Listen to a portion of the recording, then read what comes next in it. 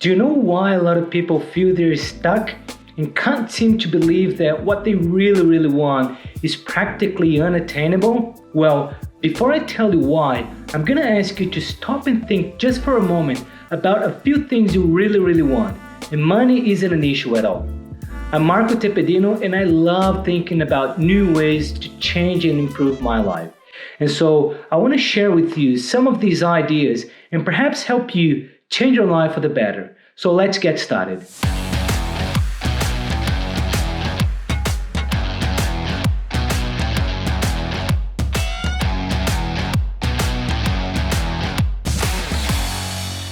So what did come to your mind when you think about things that you really want? A big ass house with a nice view, the nicest fancy car of the year, perhaps a job you actually enjoy, and also someone to share your life with. Does that sound about right for just about everyone?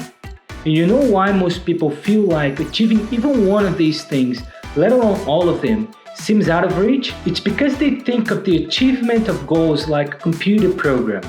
In other words, goals are binary. Either you do have what you want or you don't. And because they haven't achieved their goals to the farmost extent yet, and reality doesn't seem to provide hope for having it next, they feel a stronger pull towards the zero part of this double-sided point. They think their way through life skewed to not achieving anything rather than thinking in terms of incremental progress. Of course, I want to live in a spacious house overlooking the ocean, but if I look at the one-bedroom apartment I currently rent, and I project what my current income and net worth allow me to move into next, I'll find it monumentally easier to conclude that, I'm never going to be able to afford a house by the beach. After all, it's, maybe 5 times more expensive than the one I have now. Not to mention the fact that I'm still struggling to afford this one. Can you see that this train of thought is leading to an experience of disconnection to what I really want, which in this case is a spacious home by the beach?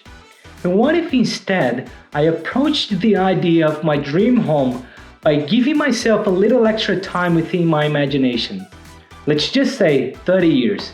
My thoughts could then lean towards something more like, alright, I want to be living in a spacious home overlooking the ocean when I'm 65. So I can enjoy my days looking at the ocean, my children will come to visit and bring along the grandkids. I know I'm not even close to be able to afford anything like that, but I know that in 6 months, when my current lease runs out, I can move into a 1-bedroom apartment, maybe even a 2-bedroom, which is 30% closer to the beach from where I'm at now. Maybe this could be the next step, because the difference between a 10-minute walk and a 7-minute walk to the beach apartment mean that my rent would go up around 10 or 15%, as opposed to 500% when I'm thinking about it binarily. As in, either I do have it all or I'm doomed to not ever having anything at all. So this train of thought brings forth a sense of connection with the desired goal, doesn't it? Isn't it better to feel like you are one step closer rather than 360 months away from it? Doesn't one step further into the future feel closer than 30 years?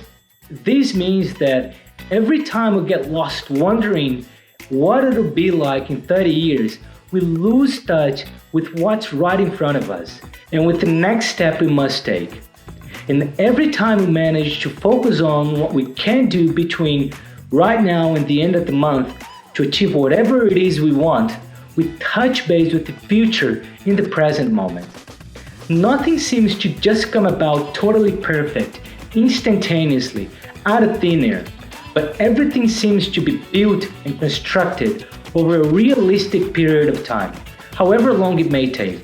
In other words, to reach a destination, we must undergo every step of the process. And to conclude, I'll leave a question up in the air for you to think about. What do you think will get you more motivated to go out and live your life with more excitement, feeling uplifted, trusting and confident? The progressive onwards and forwards way of thinking, or the binary haves and have-nots, rigid way of thinking?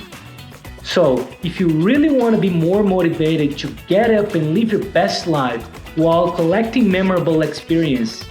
I would encourage you to start out by spending a few minutes every single day re-enlivening your commitment to training yourself to think about where you want your body, your emotions, and your life to go. One of the first things I do every morning is to sit up in silence for a few minutes, paying attention to the thoughts that are naturally bubbling up in my head, and kindly diverting them to my goals and dreams. Much like if this happens, that's where I want my thoughts to go automatically. A trigger and a response, such as the trigger thought could be, if my lease expires in 10 weeks, how will I come up with $7,000 to pay for the moving expenses between now and then? This thought in and of itself would bring up at least a little bit of anxiety towards moving. And so the automatic response I want to have is, how amazing it is that in 10 weeks or so, I'll be moving to a new place, and hence I'll be given another chance to figure out what kind of house I really like for when I finally move into my dream home in a few decades. Thus, I'm strengthening the connection between my current situation to my long-term desire. I'll be training myself to spend more and more time on thinking about the adventures, the challenges, and the how can I's, while also taking time away from thinking about the problems, the frustrations, and the what ifs that may come up along the way. So, do you spend more time thinking in terms of problems or solution? In terms of looking for the gifts situation bring, or in terms of how situations are not the way they're supposed to be? In terms of how I can participate in the present moment to make it better, rather than what could be better about this situation but isn't. A life of resistance is a life of difficulties, frustrations, and suffering, whereas a life of acceptance is a life of discovery, surprises, and growth. And that's what I had for today. And until next time, take care. Cheers.